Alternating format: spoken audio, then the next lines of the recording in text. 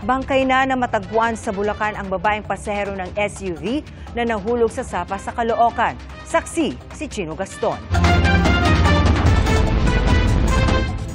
Pasado alas 2 ng hapon nang matagpuan sa katubigan ng Barangay Taliptip sa Bulacan, Bulacan ang labi ng isang babae na nakaasul na pantalon at pulang t-shirt.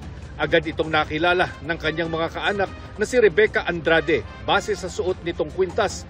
Siya ang may-ari at isa sa dalawang sakay ng SUV na nakitang tinangay papuntang Sapa sa Camarin North, Caloocan sa kasagsagan ng malakas na ulan noong Lunes ng gabi.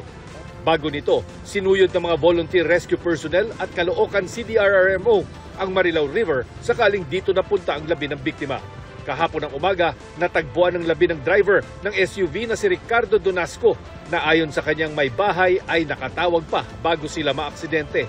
Kwento ng ilang saksi, sinubukan pa nilang itulak ang SUV na lumutang dahil sa lalim ng tubig sa kalsada pero bigo na silang iligtas ang dalawang sakay nito. Sinubukan ng GMA Integrated News na makakuha ng panayam sa pulisya at sa kaanak ng biktima na si Andrade pero tumanggi muna silang humarap sa kamera. Para sa GMA Integrated News, Chino Gaston ang inyong saksi.